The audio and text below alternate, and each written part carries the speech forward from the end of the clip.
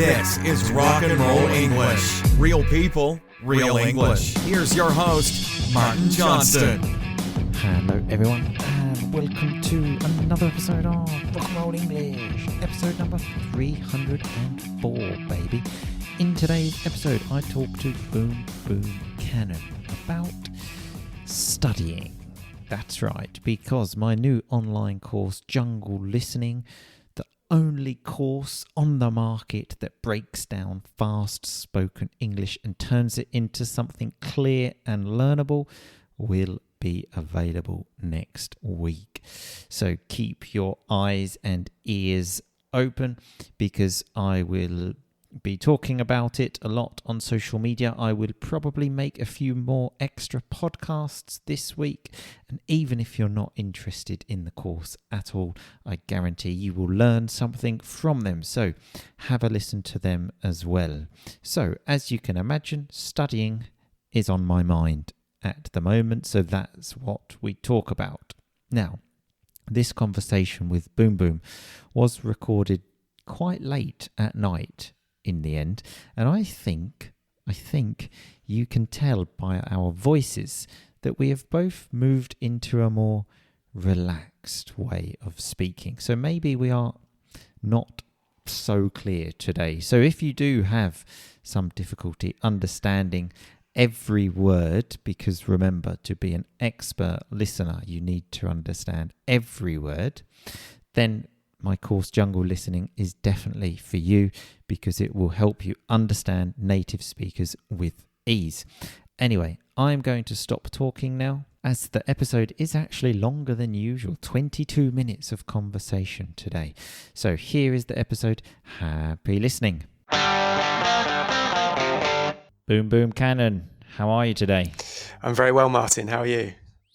A little bit anxious now, because our pre-podcast chat has gone way over the limit here. And now I'm thinking, do we have time to do this podcast? It's kind of like when you have to do a poo and you have to do it really quickly. You can't enjoy it. Just relax. Let it flow. Not sure if I'll be able to do that. But we were pretty much on track. And then you asked me what should have been quite quick question, football related, and that was about 45 minutes ago. So. Yeah, and the annoying thing is that I wanted to record a football podcast, but then I thought, no, we won't talk about that, and then asked you that question, and I thought, we'll stop in a minute, and it's gone well over. But anyway, I'm a professional boom, so I'm going to regain my composure. And let's start. So this is why actually routines are important, because now I'm going to say to you, how do we start the show? Because once you get into the routine, you kind of forget about everything else. So how do we usually start the show, Boom? With a review. Do you think we have one? Yeah. So this is one I just found randomly from June 2022, but I realized that I hadn't seen it and hadn't commented. So yeah, this is from Gabriella Messotti, I believe, and it says, lots of humor, loads of contemporary vocab, deep listening practice. 5 stars, excellent. So thank you very much for that, Gabriella. But the podcast has gone downhill quite a lot since then, so it's not a valid review anymore. Not true. The quality's gone up, if anything. Boom.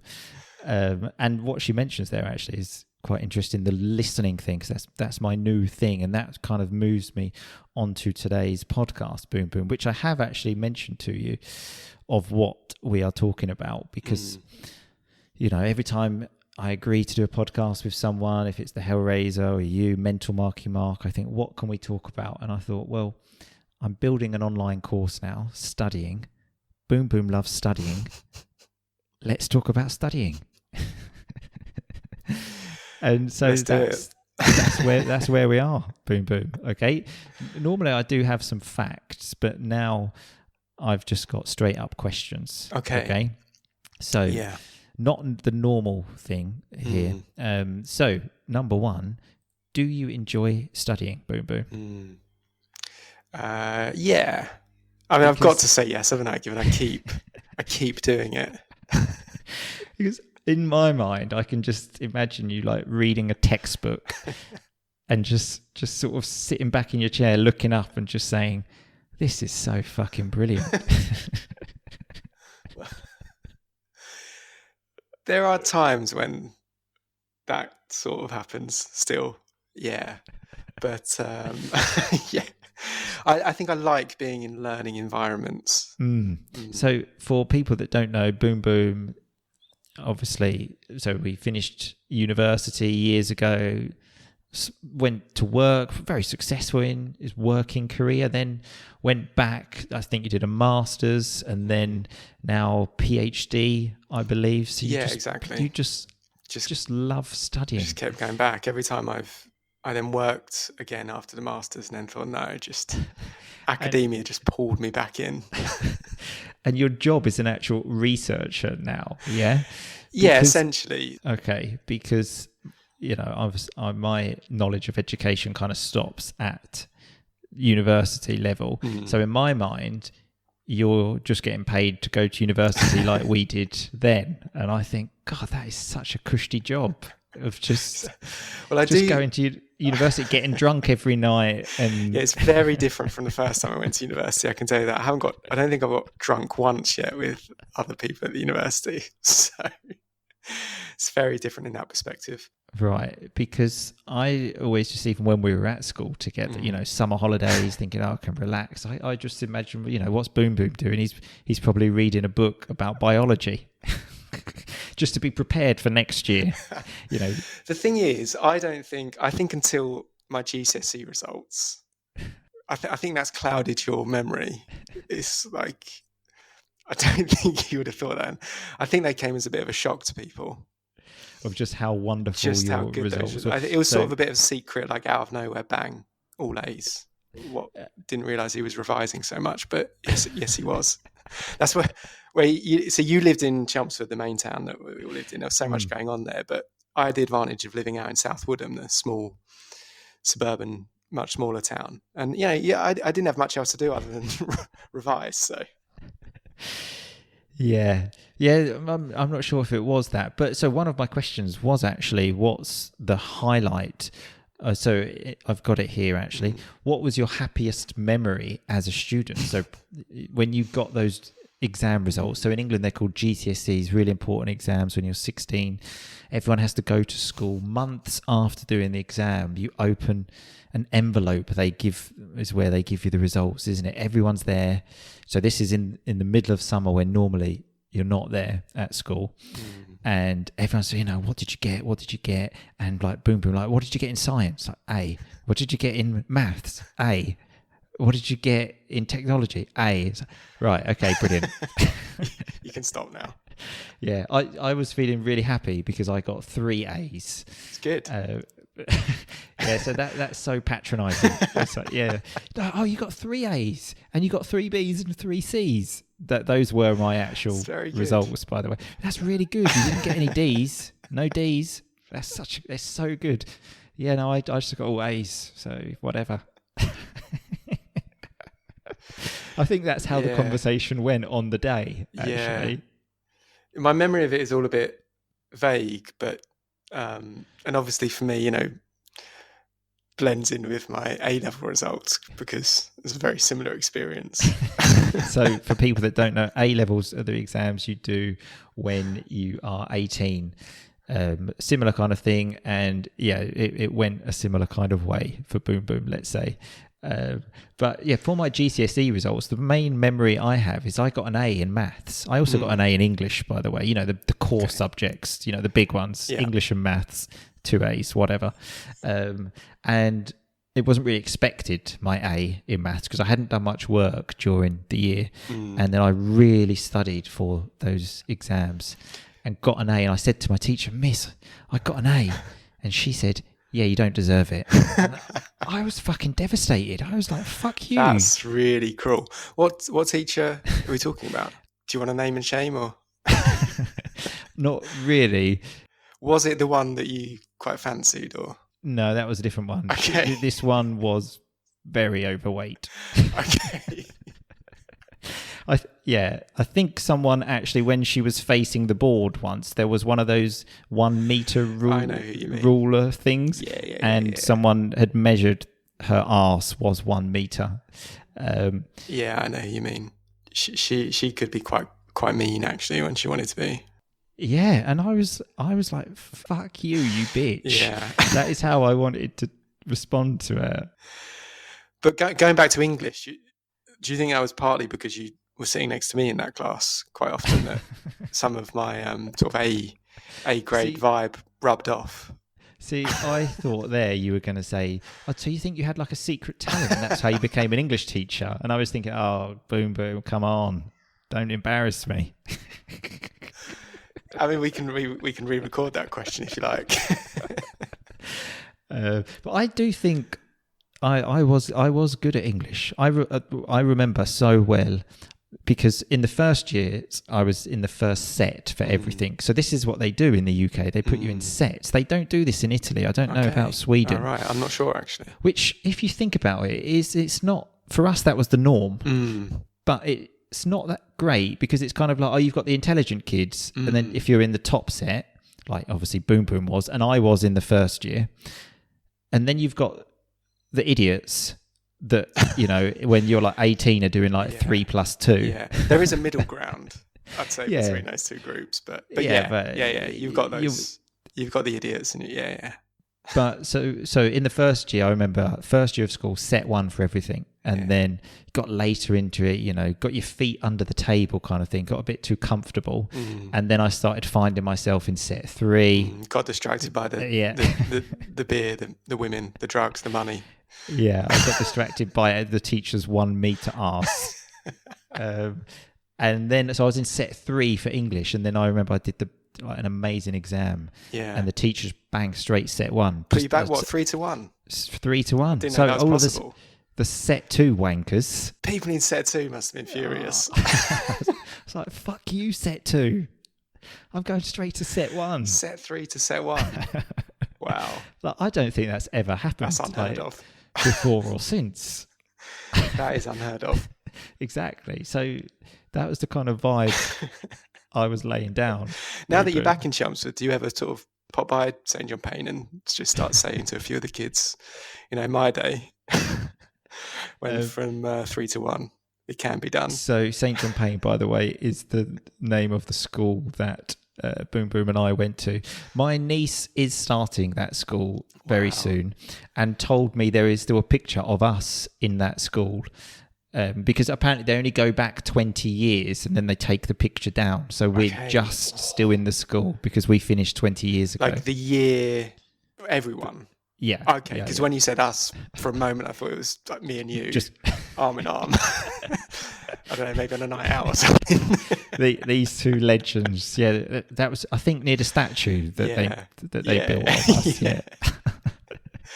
Yeah, but it's the whole year. That's a shame. But whole year, and I think she had to look for a long time before she found me. But whatever. You were the one with the beard. Exactly. Yeah, it was the first year of school as well when we were 11, and I had a beard. But whatever. So here's one. I mean, I suppose that we have actually kind of answered this question, but do you actually enjoy exams, Boom Boom? Or do you get nervous? I mean, do you still do exams now? No, there's no exams that part now. No exams? Unfortunately. Research is such a cushy job, isn't it? No exams. It's just fucking sitting on your arse all day. Scratching your arse. No, exams were much more kind of, you know, you're in, you're out, bang. Get an A, go home. But now it's like a slog with, you know, just trying to write and publish stuff. But enjoy. I definitely in school. I think once I got to university, less so. Then it was more intense. But school, I did. I think. See, I think at university, I absolutely fucking aced exams at university. I was the exam man. The exam man? Was that your nickname? Yeah. If you go to Reading University... Because I've met a few of your university friends and they've never referred to you as the exam man. Yeah, no, other friends from university you haven't met.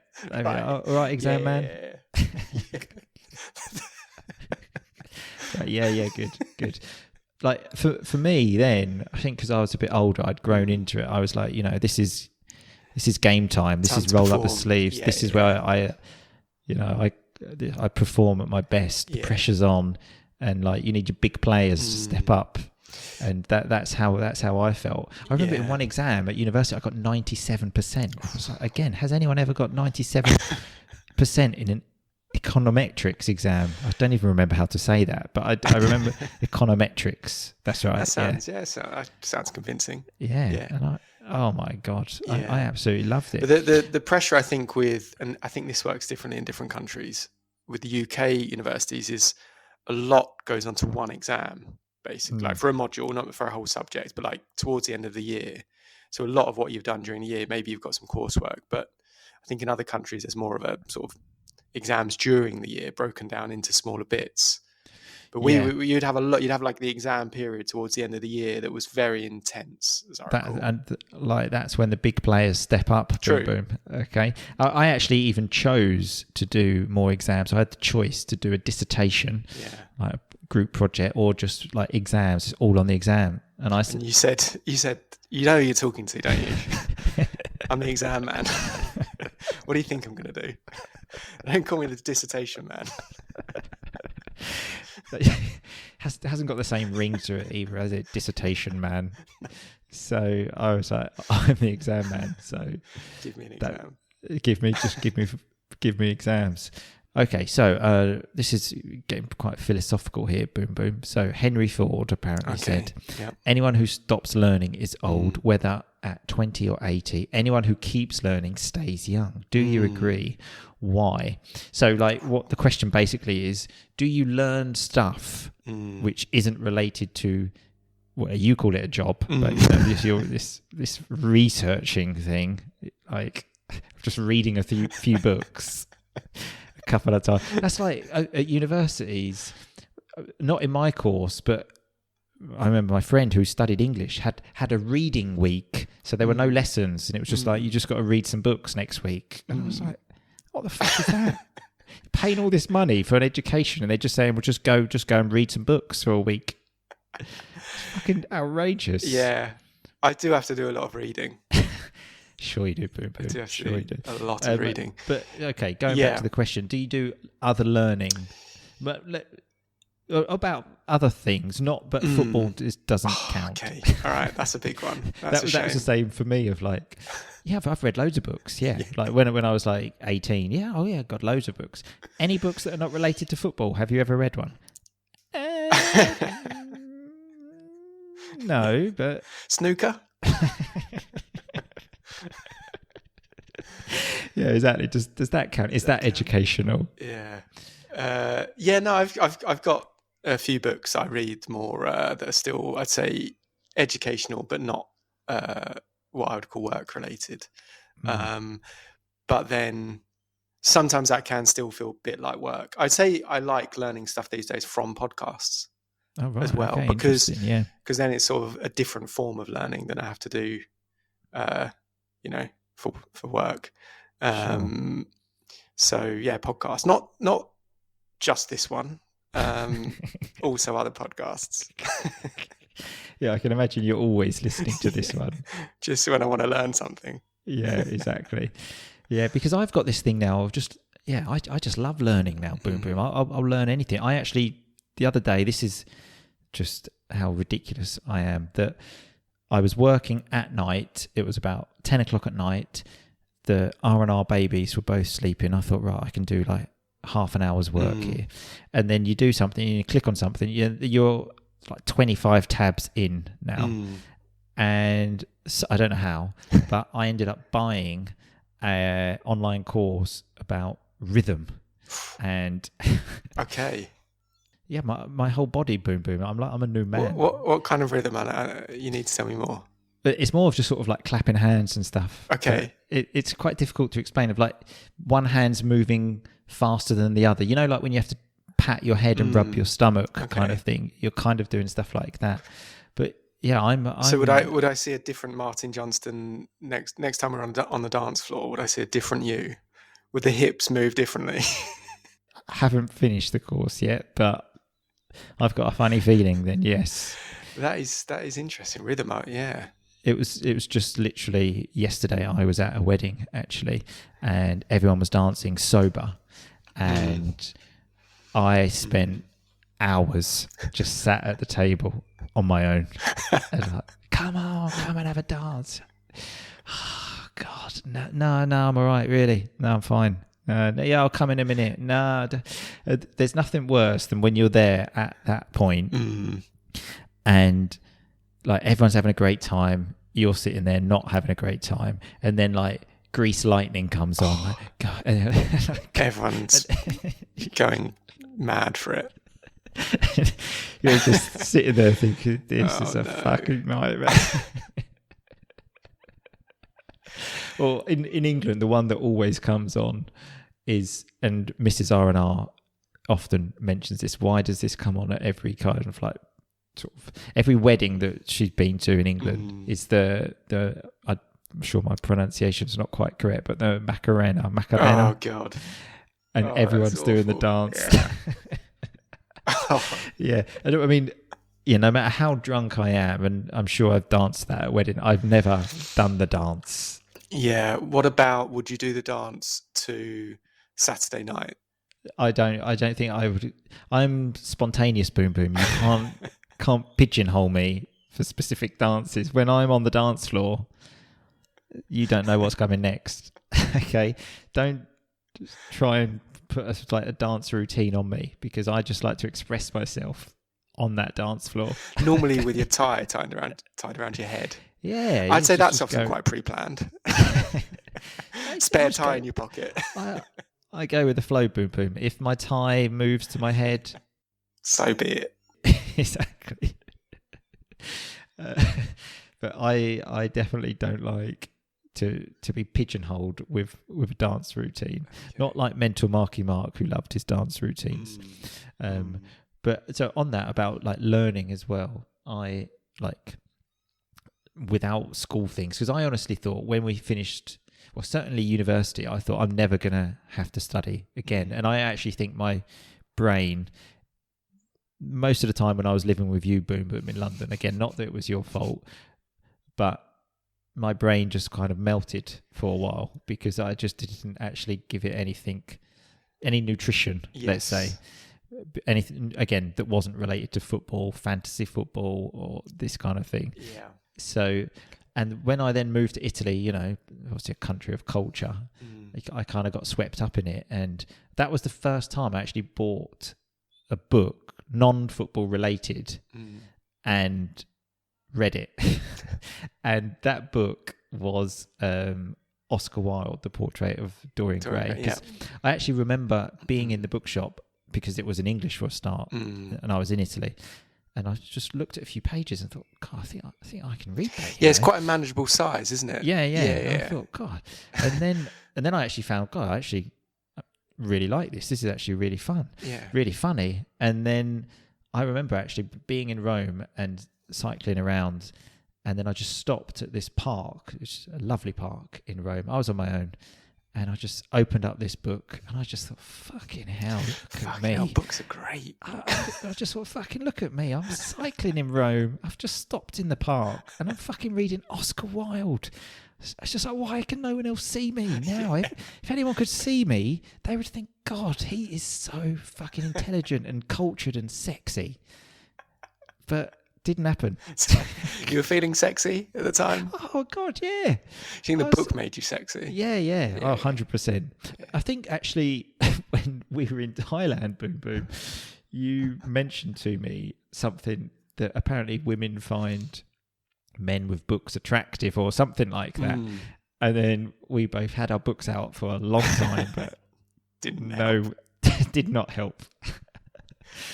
But yeah. I mean, we also sort of actively often tried to stay away from talking to any women, so it's a bit weird that we also then tried to carry around books so that they would talk to us.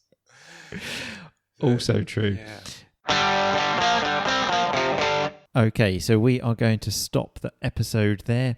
The episode doesn't actually continue in the episode tomorrow for the R&R family members, because there is something a bit different this week. So R&R family members, you can look forward to that tomorrow. And remember, if you would like to be in the R&R family membership area where there are 1,000 extra episodes, lots of extra other amazing things, then stop the podcast and click the link in the description of the podcast you are listening to right now.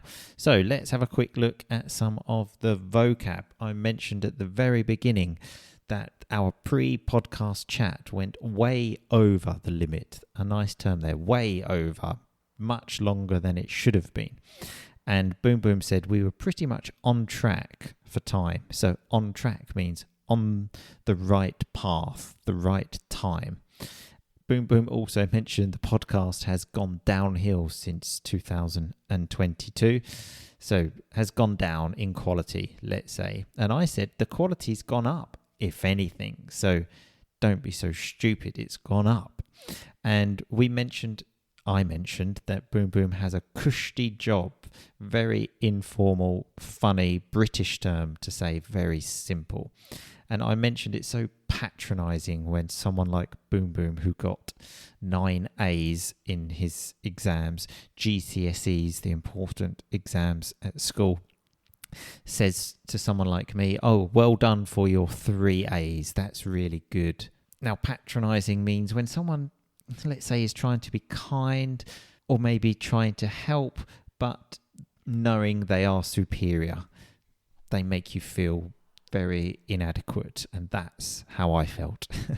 And then Boom Boom said that his GCSE results, which remember are the exams you do at 16 in England, blends in with the A-level results, so the same kind of vibe. A-level results are the exams we do at 18.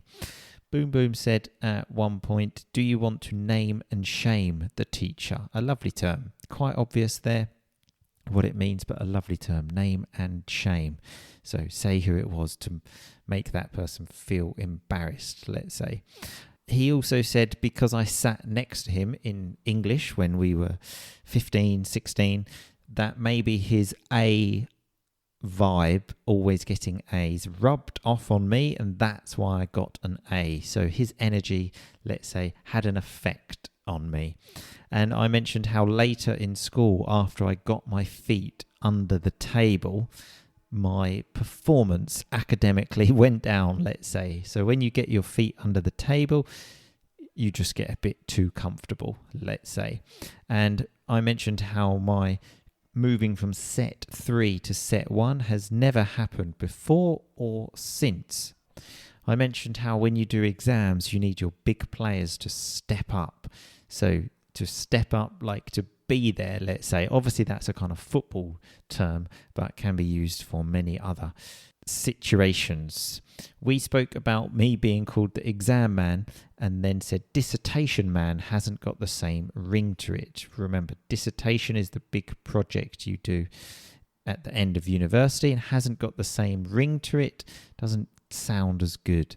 And I mentioned how you cannot pigeonhole me on the dance floor with routines, okay? So when you pigeonhole someone, you put boundaries on what they can do, okay? You label it and say, this is what this person can do, but I don't like to be pigeonholed, okay? I like to be free.